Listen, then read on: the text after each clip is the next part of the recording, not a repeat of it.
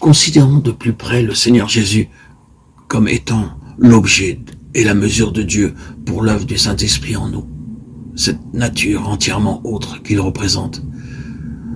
Et il y a un certain nombre de passages qui tous insistent sur la vérité. Ces passages des évangiles doivent être certainement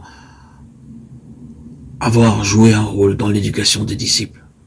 Il y a eu en premier lieu l'affirmation ou la déclaration faite aux Juifs, une chose terrible à dire en présence de ses disciples.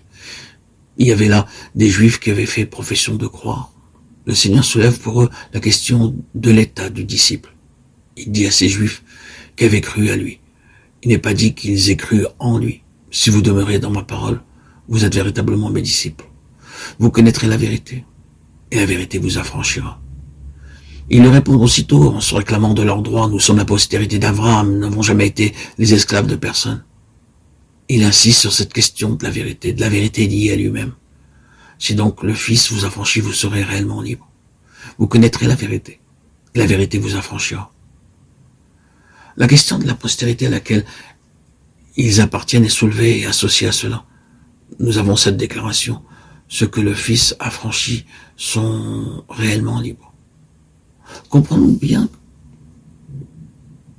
cette pensée. Connaître la vérité, c'est connaître le Fils. Être affranchi par la vérité, c'est être affranchi par la connaissance du Fils. Il dit ensuite aux Juifs, à ceux, je suppose, qui devaient être de l'espèce la plus violente, ces paroles d'une force incomparable. Le Père dont vous êtes issus, c'est le diable, et voulait accomplir le désir de votre Père. Il a été meurtrier dès le commencement, et il n'a pas persévéré dans la vérité. Il est menteur et le père du mensonge. Jean 8, 44. Quand il profère ce langage terriblement fort, et demeure entièrement sur cette question de la vérité comme étant liée à lui-même.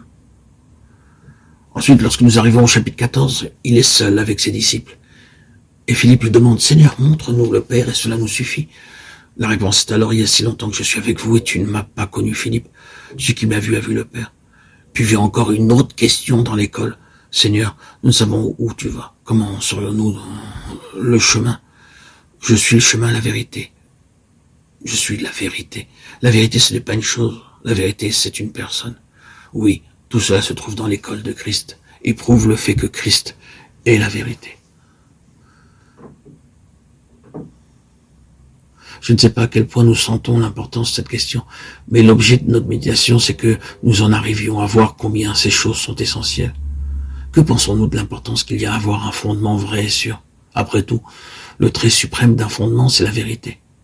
Il faut qu'une base soit bien et véritablement posée. Il aura à prendre une bien grande responsabilité, ce fondement.